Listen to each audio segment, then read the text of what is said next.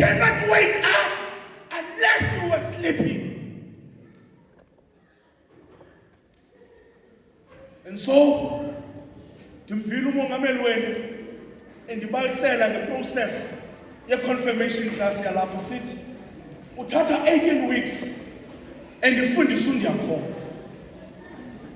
You see, amaKrestu who were just washed and starched, adluliswa kwenziwa nje ufana kaloku uphela sonwabe, ayabonakala angahlelanga afundiswe insika zobuwisile bethu uNdiyakhona.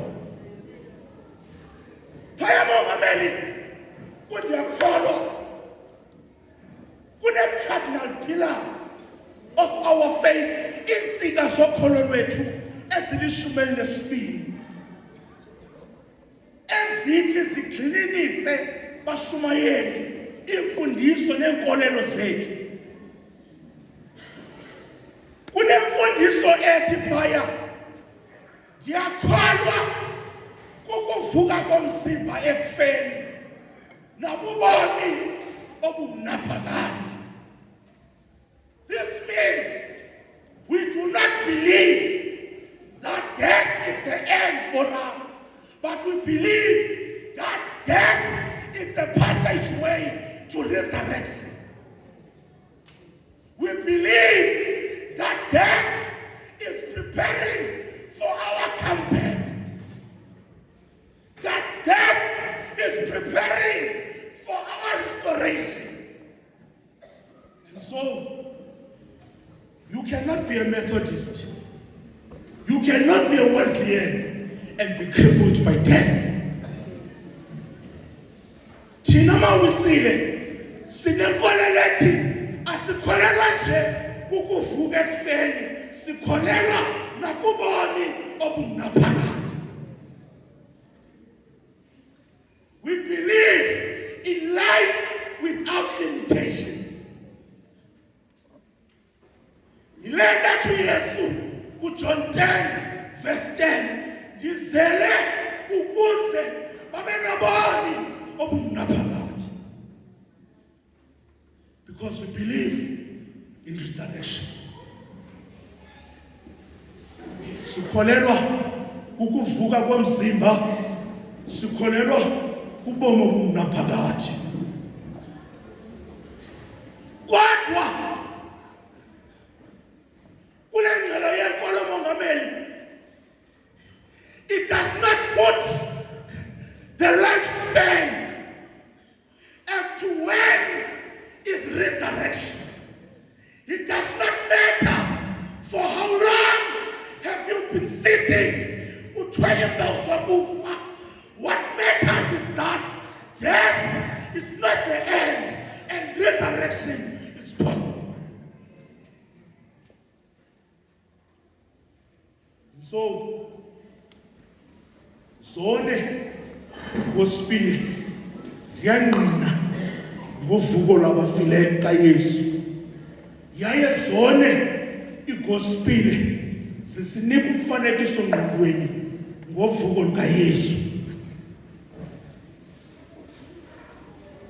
Yazi zolo ndive xa besishumayelwa kushunyelwa, someone said something profound that uYesu bamoyika sefile, bamoyika sethe kwakhe.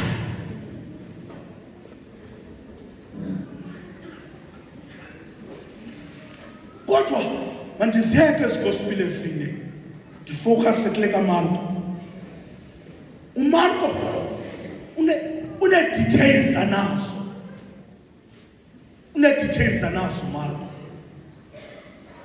uMarko okokuqala uthi oMaria unina kaYesu, oMaria basemagadara, ekuseni kusemnyama bavuka baye emangcwabeni.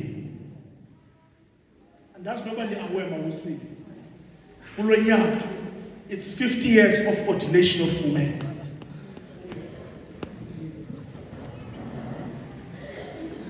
Abantu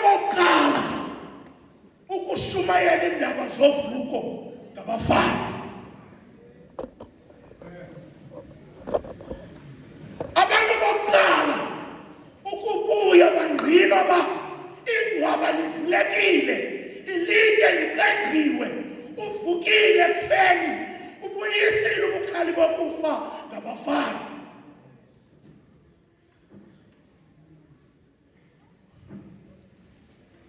Yokuqala enzalinika yona, abafazi were courageous witnesses. Ngamakhali bokholo, ngamagorha bokholo. Against all odds, against amajoni amaRoma, against ubumnyama, bazikhaba ingubo babheke emangcwabeni. Abafazi, they knew their limitations. They knew the threats that were available. Kodwa, nothing could stop them to go to the grave. And so as they go to the grave, they accept over our amandla, awakwazi uqengqela litye likhulu kakhulu. So liqengqelwa ngubani ela litye? Despite the challenges, despite the obstacles, despite the limitations, they do not turn back, but they continue to move forward. Blue Towns. Despite ubumnyama, zelingeni, focus on your destination. Despite intolo zobumnyama, zelingeni. And then abefika emangcwabeni, zintathu into azazithetha nani ndinishiye nazo. Okokuqala, the big stone was a symbol of hindrance and obstacle. Ilitye yayingumqobo ebomini babo. Abafazi, they were not afraid of ubumnyama. They were not afraid of amajoni amaRoma. They were not afraid of ukuzawuqhikezelwa ngabo. Inye into ababeyoyika, lela litye lalivala ingcwaba.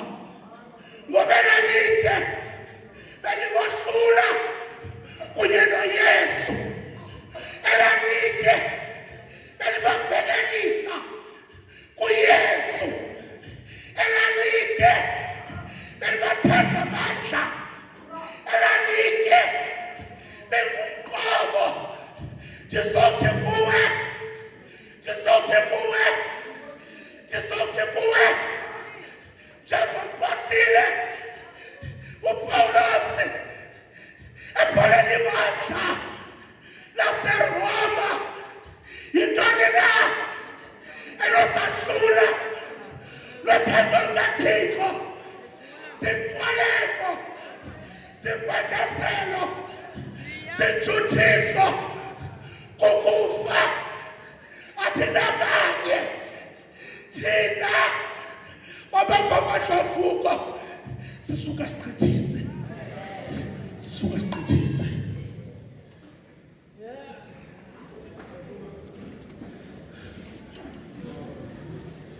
They refused to be prisoners of fear. Abantu abaninzi benzakaliswa uloyiko. Abantu abaninzi bakade baphume kwezinkoleko bakuzo ukoyika. Abanye They trust inxwaleko more than they trust umkhululi wabo kwenxwaleko. Abanye babo bavuma uba ngamakhamandela enxwaleko ngenxa yoloyiko. Ndizawuthi kuwe, your journey towards uqengqoke elitye requires you ususa uloyiko endleleni yakho. Your journey towards uqengqoke elitye requires you uvume namarhabe mandihambe nawe Yesu kuzo zonke indlela zam. Izwi lakho mandilive, uzungoyiki mphefumlo wam, yondikhapha inkosi yam.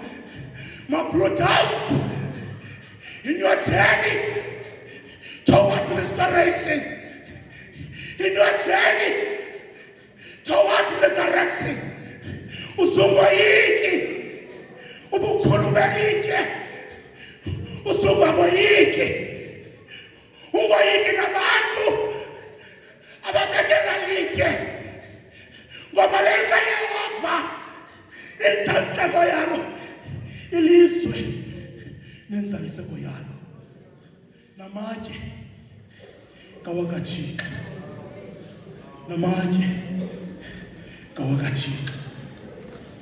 Ndizawuthi they want to come closer to Jesus Christ, but their fear keeps on pushing them away from Jesus Christ. Abafazi baye bangcwabeni bangculerekile, bamanxeba-nxeba, benzakele, baphoxakele. Andazi noba Jona uke waphoxwa nguThixo. Andazi noba mntu waseBlue Downs uke waphoxwa nguThixo. NgoLwesihlanu ngo-3 o'clock uThixo waphoxa unyana wakhe. uThixo waphoxa uThixo. Xa uThixo ekwazi uphoxa uThixo, ungubani na wena unganowuphoxwa uThixo? Xa uThixo ekwazi ushiya unyana wakhe, ungubani na wena ungenawushiya uThixo? Xa ukwazi uThixo ukumfulathela unyana wakhe, ungubani na wena ungenawufulathelwa uThixo? Ndizawuthi kuni, it is normal for God sometimes to forsake you. It is normal sometimes for God to be silent. Probably right now,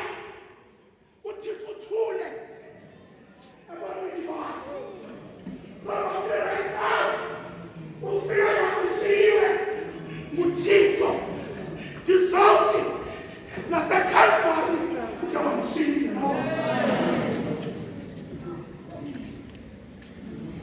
It is normal. Ungamqalekisi uThixo xa ekushiya.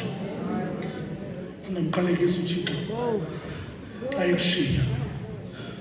Ungamqalekisi uThixo xa ekuphoxa. Ungamqalekisi uThixo xa ekuvumela obilizwe lihlale ngawe.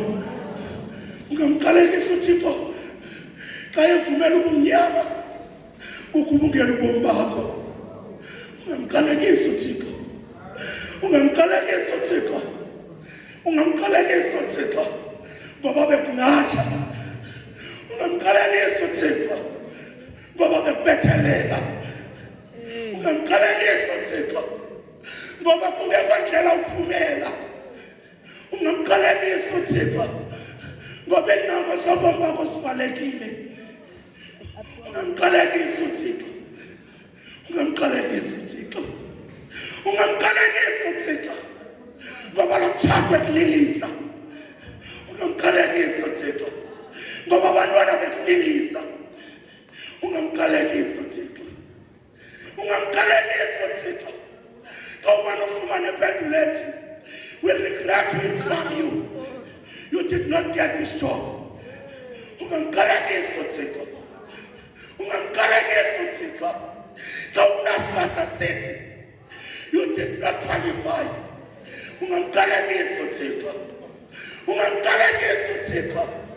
Noba une-10 years uhleli ne-qualification, ngoba nonyaka kaThixo asangamqalekisi uyise.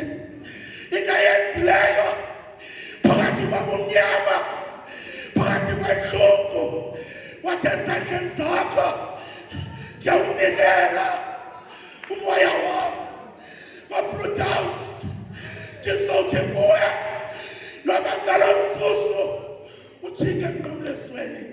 Ungamqalekisi uThixo, ungamqalekisi uThixo, ungamqalekisi uThixo. Death is normal. Death is normal. Death is normal. Uyafa. Uyafa ngeli xesha ukholwayo. Uyafa ngeli xesha uzinikeleyo enkonzweni kaThixo.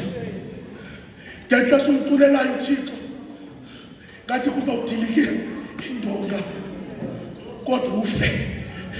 Ngeli xesha uthi xa uthandaza kuxhuma into ngaphakathi kwabanye abantu, uyakwazi ukufa.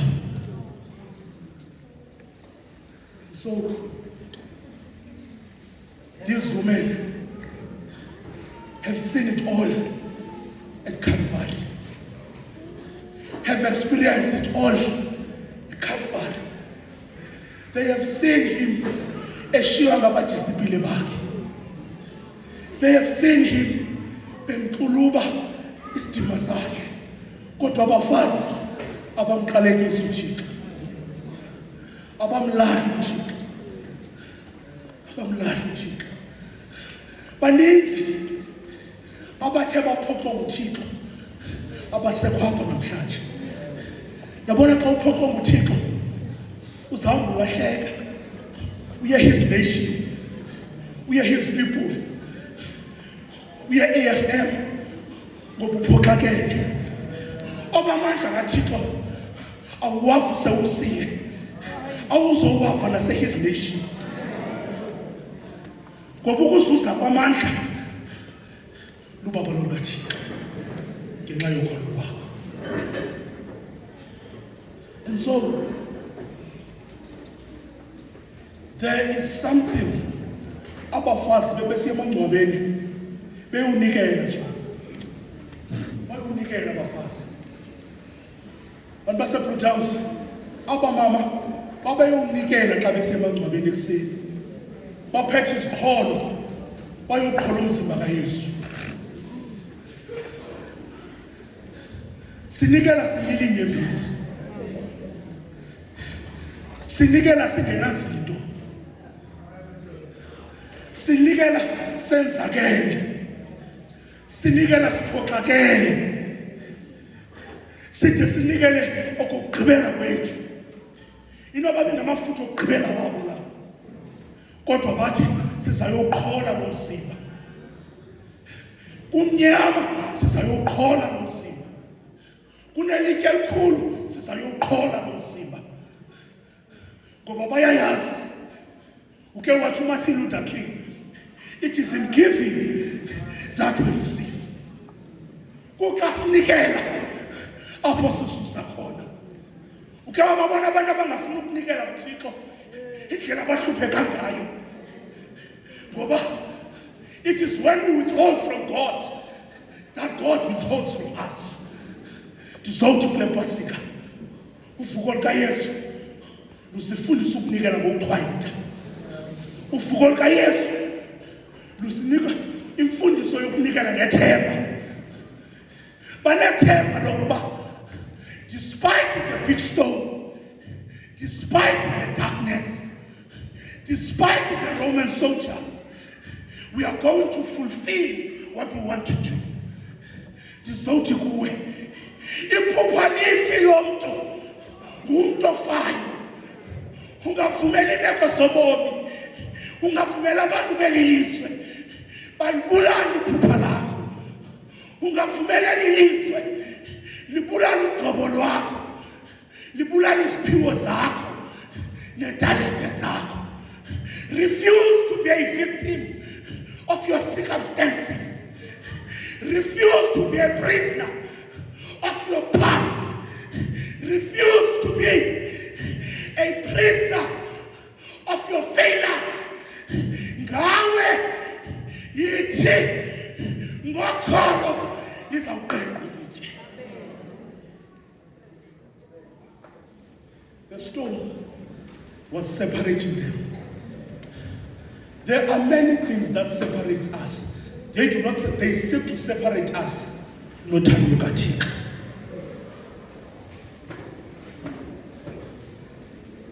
Xa ndizawuyeka ipointi yesibini, as a Wesleyan, ndizothi namhlanje wonke umuntu olapha ukusuka kumongameli wenu unelityanana ebomini bakhe. Wonke umuntu olapha unelityanana ebomini bakhe.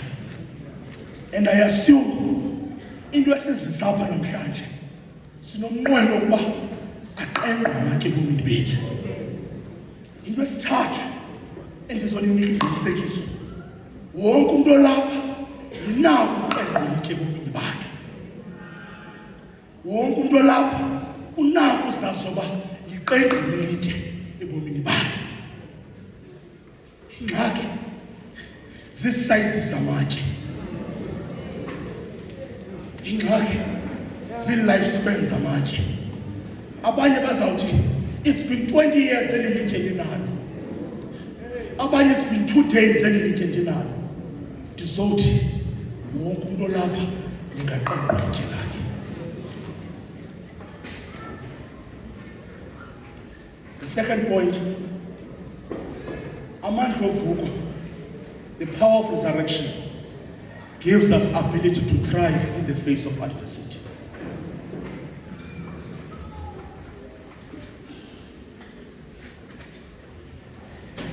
You must note something, Bashumayeli. Abathi abafazi, listen to the choice of words. Sizaliqengqa njani lelitye? Niyeva? Abathi sizaliqengqa njani lelitye? Ngubani onozasiqengqela lelitye? We take a responsibility kaThixo, siyenze responsibility yethu. Sithathe inxaxheba kaThixo, siyenze inxaxheba yethu. Uza kwehlulakala xa ufuna uqengqa amatye ebomini bakho. Xa ufuna usebenzisa bakho ubulumko uqengqa amatye, uza kwehlulakala.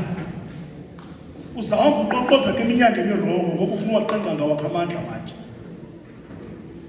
Uzahamba uphoxakala ngoba ufuna uwaqengqa ngokwakho amatye.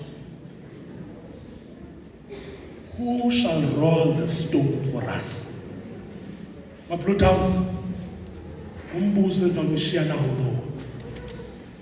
Ngubani ozaliqengqa ilitye ebomini bakho?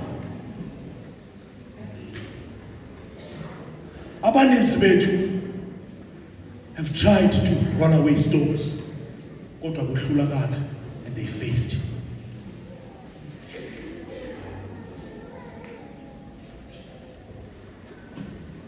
These women, abafazi, bebehamba ngokholo ekuseni.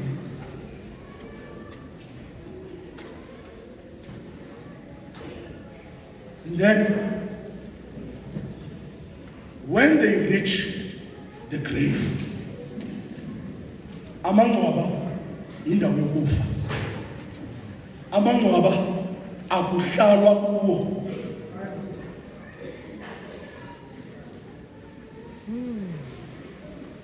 When they reached the grave, they looked up and they realized that ilitye is no longer in that position. Belikuyo. Sometimes, xa kukho ilitye ebomini bakho, awukwazi nojonga phezulu. Maybe was to focus ezantsi, ilitye alisekho liqengqile.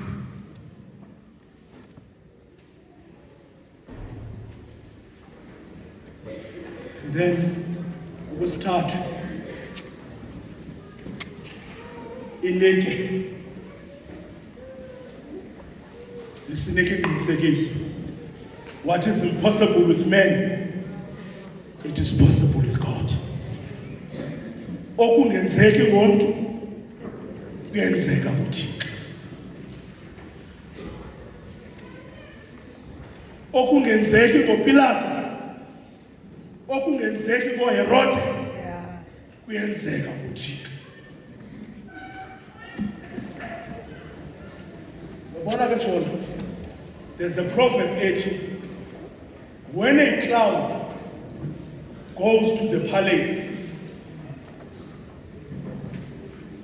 the clown does not become a king, but the palace becomes a circus. That's what happens on Sunday morning with Herod. He thought igunya lakhe limenze ohlule, kanti igunya lakhe limenze ihlekisa.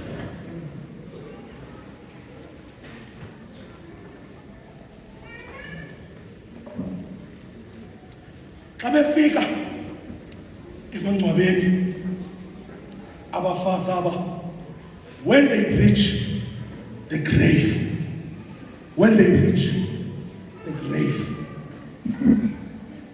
they find the stone has been moved, has been rolled away.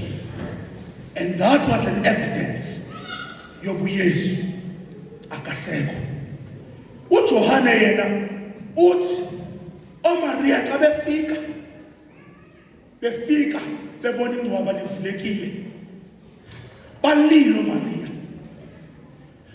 yathi ingelosi, mfazi ulilela ntoni?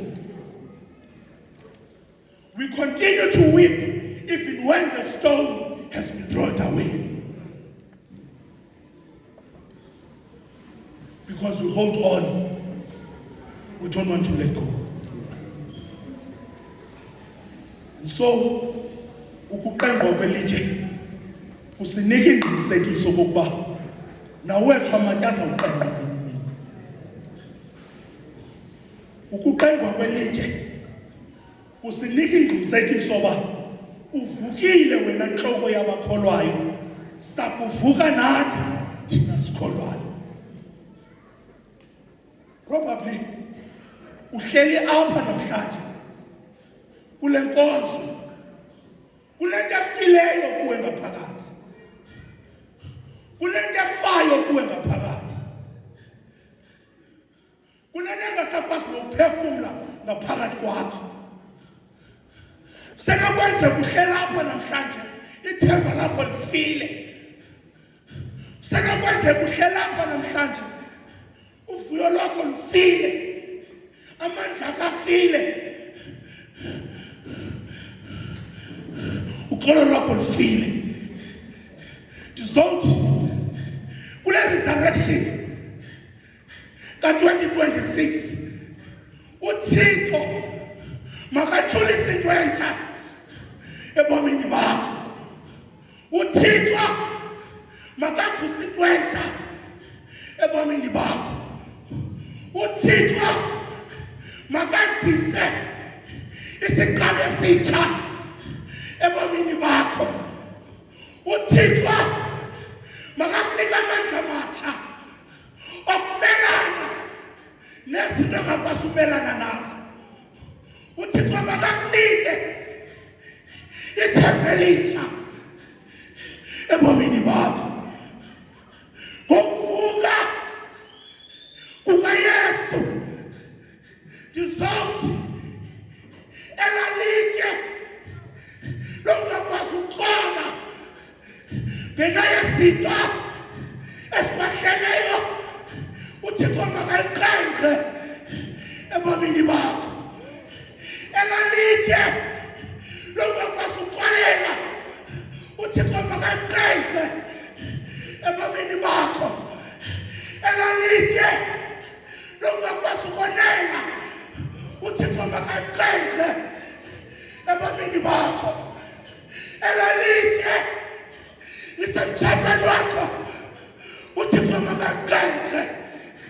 elalitye lisemsebenzini wakho, uThixo makayiqengqe.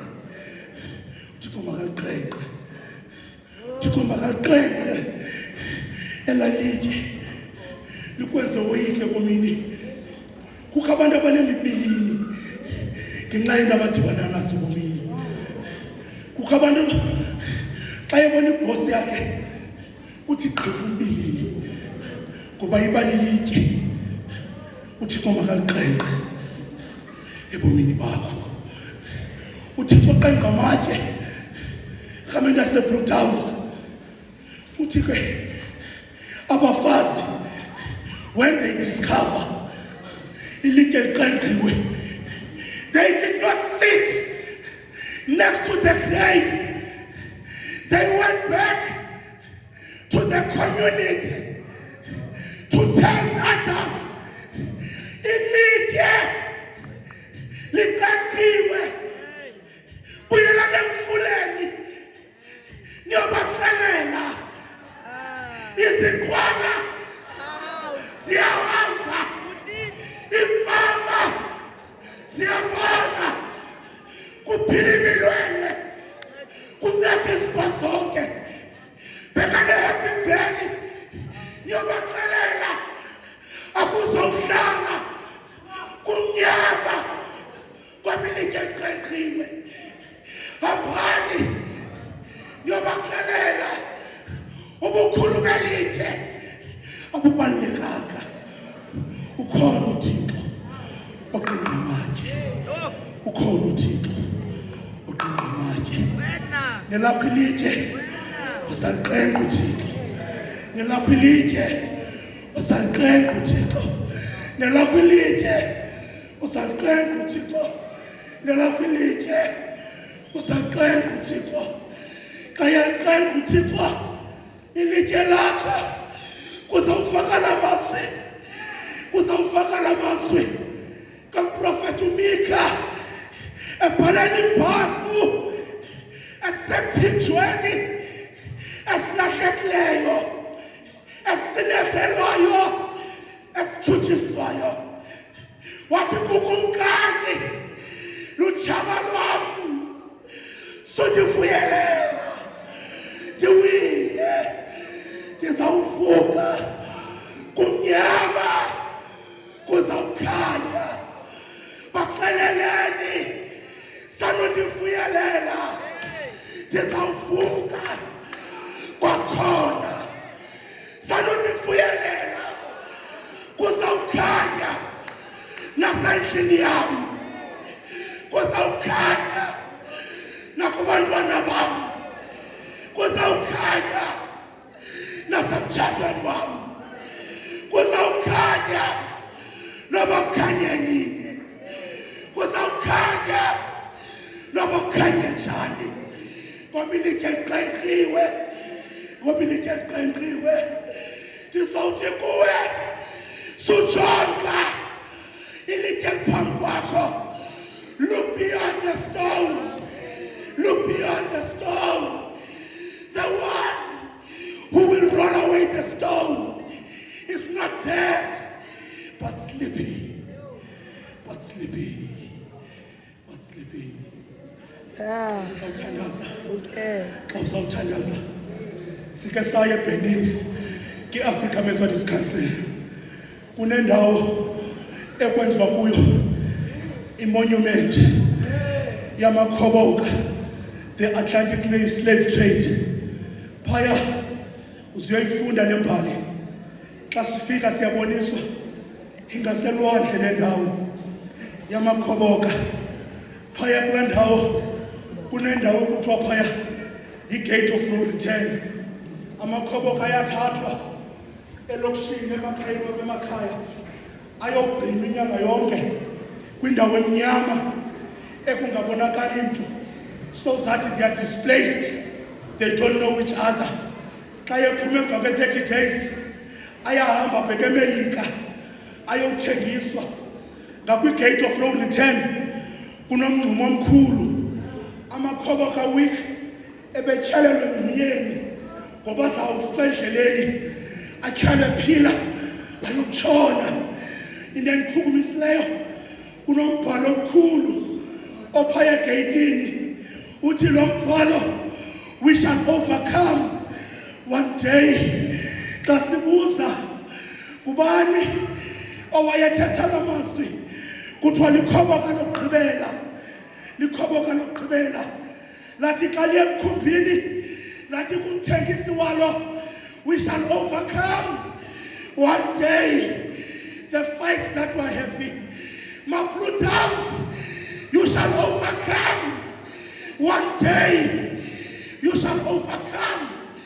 When? Only God knows. How? Only God knows. What I am bringing here, you shall overcome one day. As John Wesley says, as Abufa and Ngabangwana bakhe nonkosikazi wakhe, they were afraid of losing him. What is the best of all? God is with us. In the midst of the stones, eziphambi kwethu, uThixo nathi, uThixo nathi, uThixo nathi. 80 closer, thandaza mfundisi. Oh.